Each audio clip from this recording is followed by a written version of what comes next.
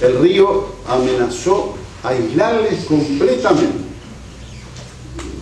Complementa un poco la descripción de Tristán al referirse a las casas de los operarios que se encontraban en una pequeña elevación y que, rodeados de bajos, podían ser circundados por las aguas.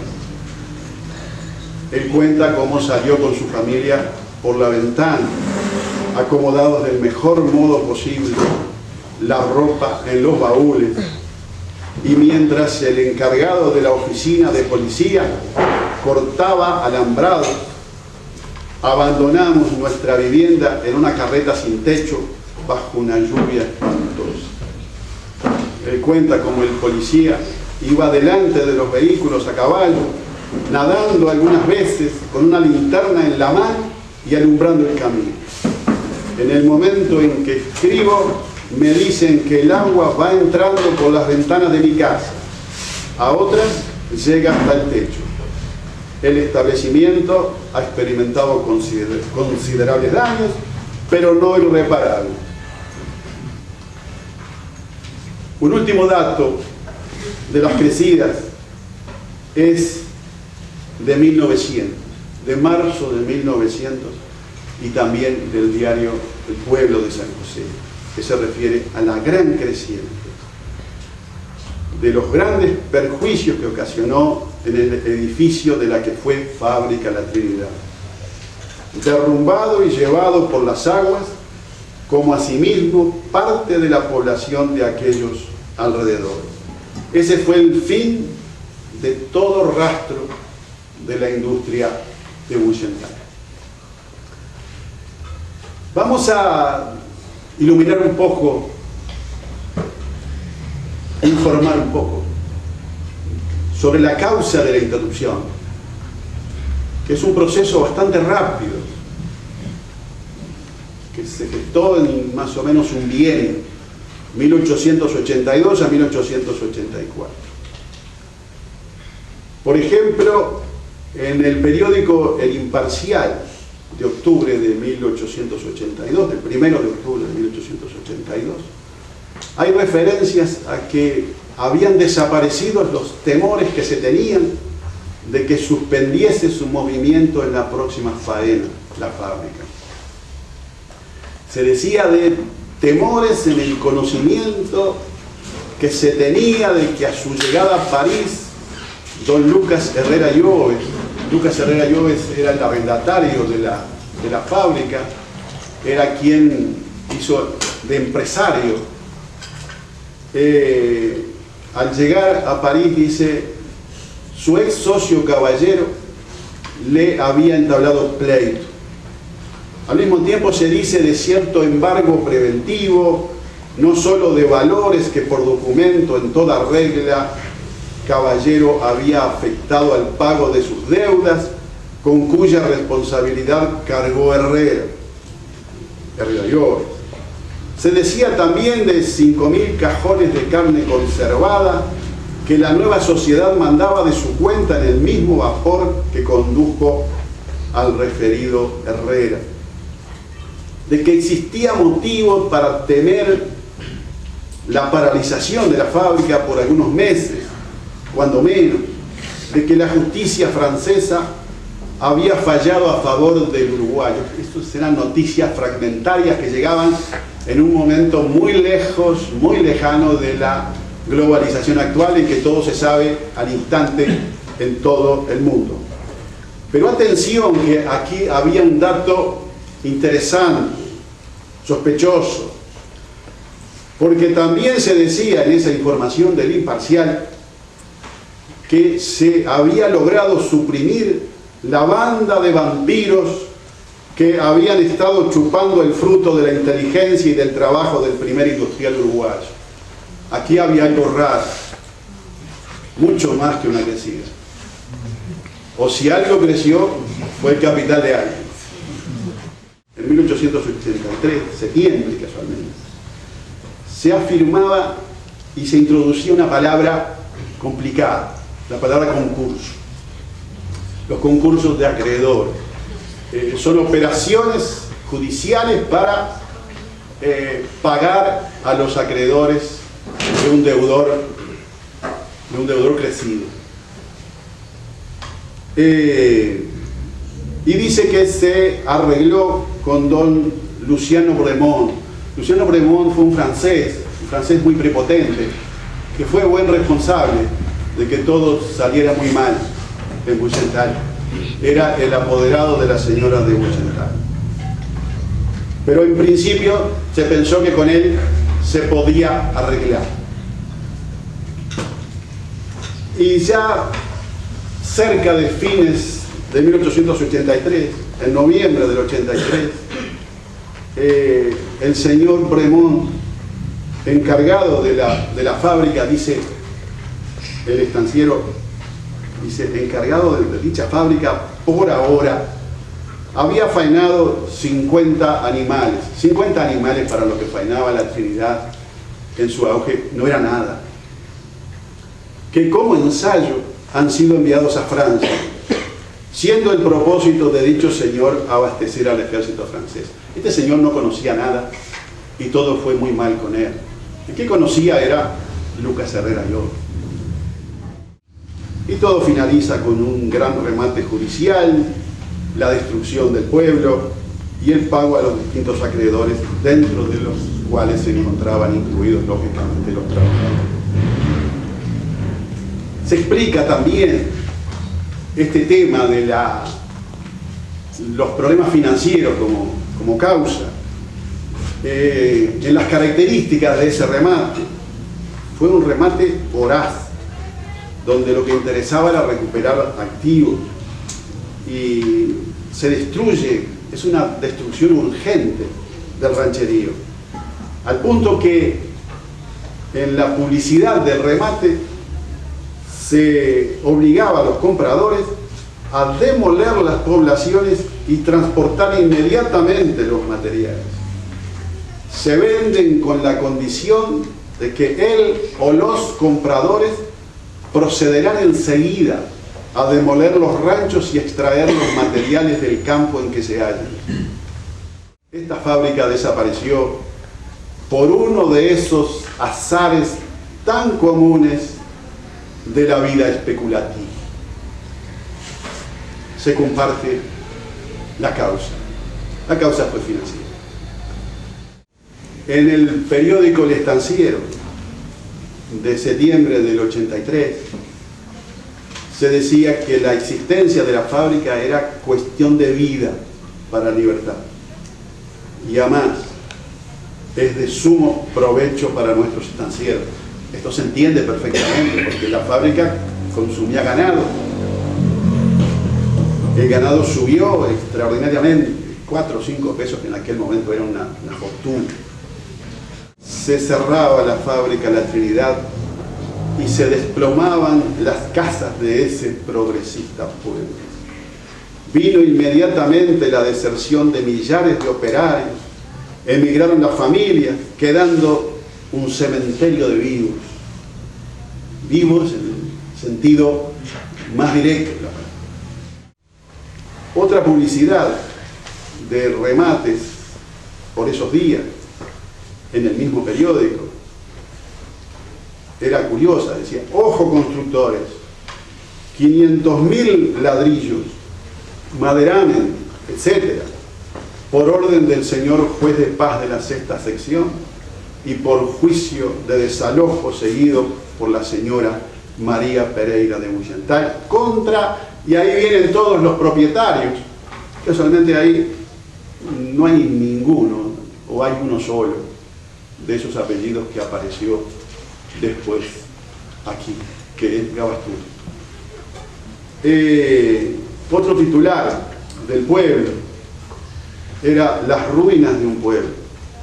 Los escombros del rancherío y poblaciones ofrecen un aspecto desconsolador. Quedan tan solo las huellas que el tiempo se encarga de borrar y el recuerdo de aquel pueblo lleno de animación y de movimiento. El trabajo de muchos años ha sido destruido en unas cuantas semanas. Un libro de geografía que escribió Luis Cinchinato Bollo, es el padre de Sara Bollo, dice que Libertad, esto lo dice en 1888, febrero, que Libertad tenía mucho movimiento cuando trabajaba en la fábrica Trinidad. Hace 2 años que esta fábrica no trabaja y que Libertad está casi de cierre. De las memorias de Carlos Banchero, a la que me refería antes, acerca del año 1892, que fue cuando él estuvo allí, dice: al encontrarme en esta soledad entre campo, monta y río, me causaba una tristeza grande. En 1893, que fue cuando escribió Tristán, aquel escritor tan descriptivo, también tenía una segunda parte que me reservé y que la voy a leer ahora en parte, obviamente. Dice: pero ay, ya no existe el pueblo, solo se ven montones de ruinas, todo está arrasado, escombros esparcidos acá y acullá, taperas, fragmentos de hierro oxidado, montones de tierra cubiertos de pastizales, las calles borradas. Un silencio de muerte ha invadido aquel desierto. Todo ha desaparecido. ¡Qué soledad y qué tristeza! Y pensar que allí vivió un día la industria floreciente del porvenir departamental. De las memorias de Carlos Banchero acerca del año 1892, el trabajo que teníamos que hacer en la fábrica, ¿sí? Porque él era albañil en un momento de crisis profunda en Montevideo tras la caída del Banco Nacional, consiguió trabajo en Buyental y se vino a Buyental.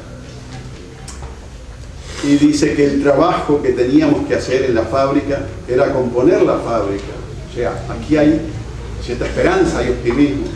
Y 3 chalets, una porción de ranchitos de material. Hace referencias al personal. 2 quinteros, un panadero y como 20 peones para la labranza de la tierra. O sea, quedó muchísimo menos gente de la que se planteó primero el señor Fremont, porque tenía también un cortijo. Cuando nosotros llegamos aquí, la fábrica haría 1 año y medio que estaba parada debido a las crecientes del río. Y hay cierto asidero. Se suspenden, se interrumpen los trabajos en forma abrupta y Banchero y sus compañeros se marchan de retorno a Montevideo. Después Banchero se irá a Buenos Aires, como se iba mucho en ese momento, y finalmente recalará en comienzos del siglo XX en Libertad para integrarse y fundar una familia sumamente conocida en nuestro medio, que es la familia Banchero Leymonier. Cumpliendo lo prometido, voy a cerrar esta intervención tratando de concluir algo. Crecidas entonces hubo muchas, efectos sobre la planta industrial La Trinidad también, pero salvo el de 1900 no fueron definitivos. Hubo al menos un cierre final, lo mismo que distintos intentos fallidos por reactivarla. Uno de ellos, Luciano Fremont, de otro fue protagonista lateral Carlos Banchero. La gran causa de su desaparición, pienso que pudo haber quedado claro, fue financiero, no debido a las crisis.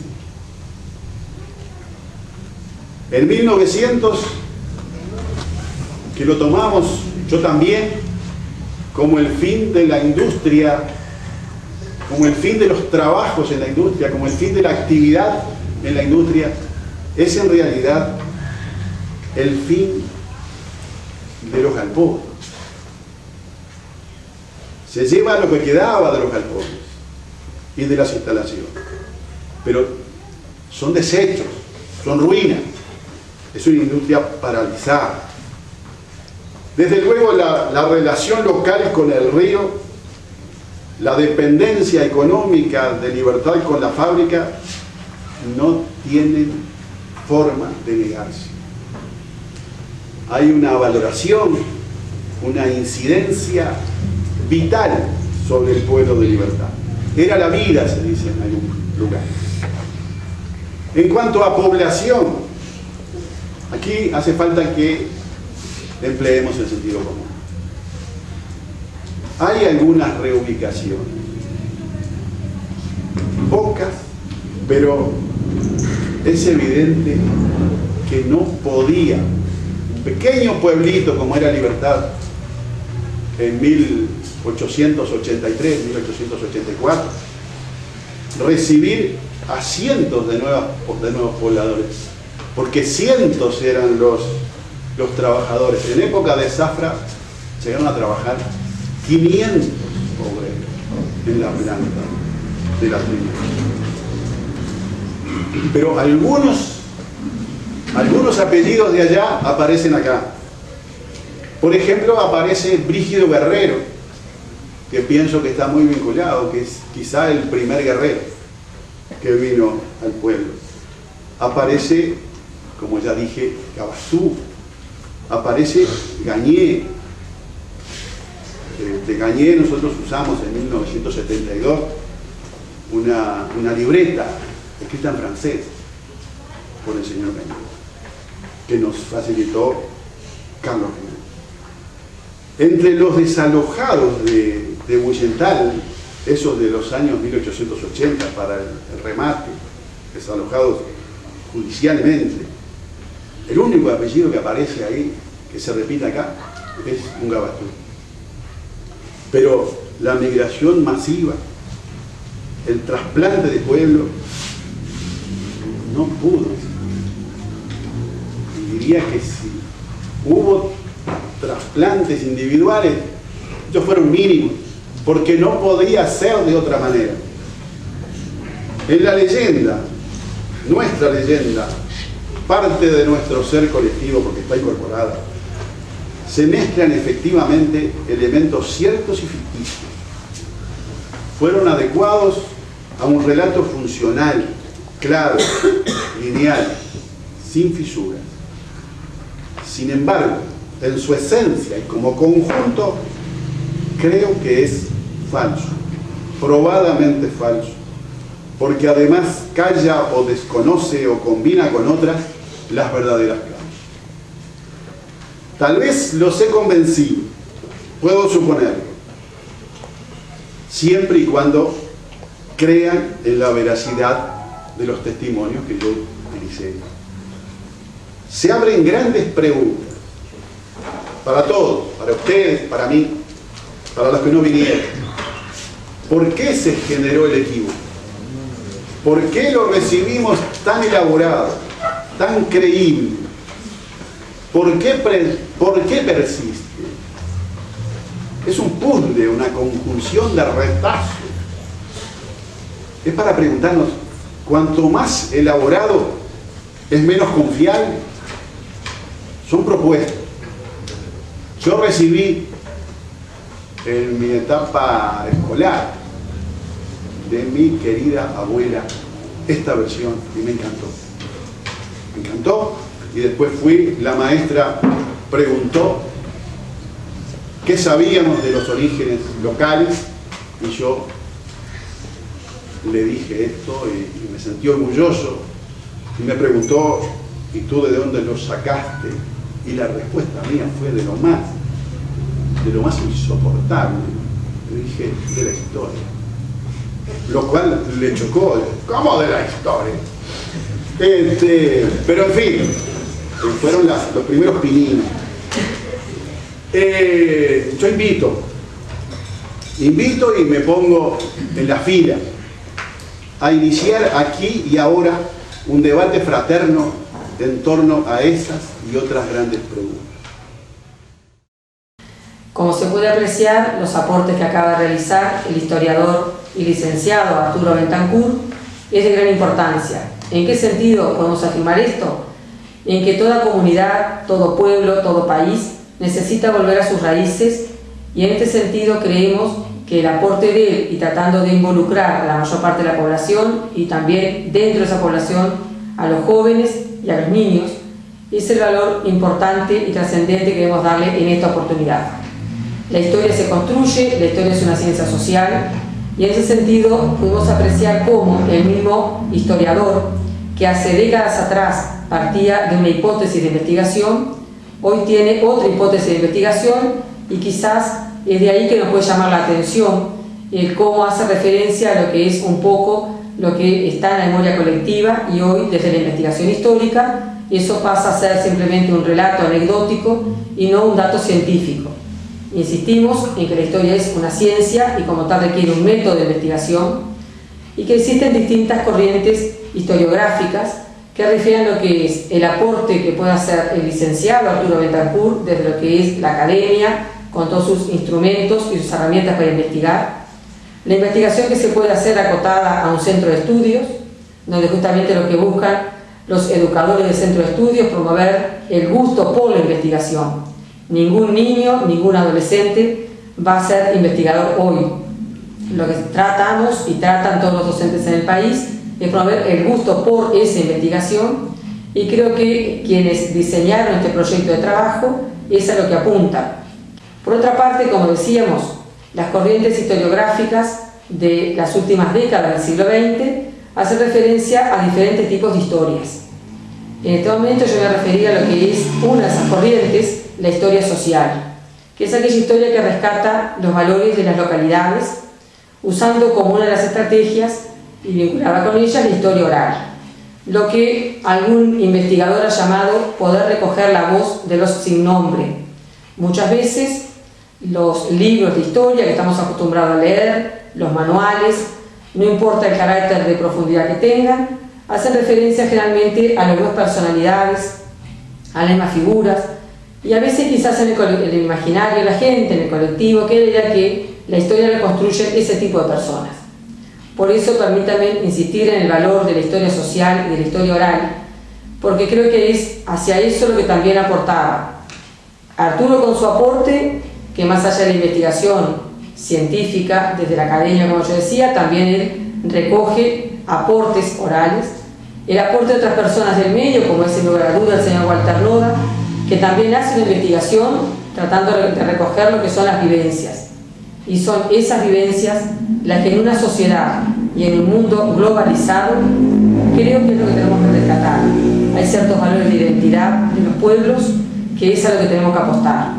¿Cómo llegamos a conocer eso particular, eso original? Es justamente tratando de que en diferentes estadios de la población, en diferentes instancias de la sociedad, se recurra a esos relatos de lo que yo denominaba antes de los que los libros no registran, a los sin nombre, a la gente que de pronto tiene mucha anécdota, y vaya si las anécdotas sirven para reconstruir, a mucha gente que desde la tradición oral nos puede recordar cómo eran determinados espacios físicos de libertad en las primeras décadas. Consideramos que en este sentido, si bien es importante la opinión, como decíamos, del historiador como una fuente científica, también es muy importante nuestros relatos, y en este sentido una de las personas de libertad que tiene un acervo importante, como nombraremos antes, el señor Walter Noda, y sin lugar a duda han de haber otras personas en el medio que también deben tener muchas cosas para aportar, y de eso se trata. Ojalá que este proyecto, iniciado en este liceo, el colegio y liceo Hermanas de la Cruz de la Ciudad de Libertad, sirva como un puntapié inicial para que otras investigaciones se sigan realizando, porque como decíamos, la historia es una ciencia social, nunca se acaba, como no se acaba ningún tipo de investigación científica, y por qué no, este trabajo sea el inicial y dentro de determinado tiempo se siga perfeccionando, se le siga haciendo otros aportes y contribuya a lo que es construir o seguir construyendo la identidad de libertad en un contexto departamental y nacional.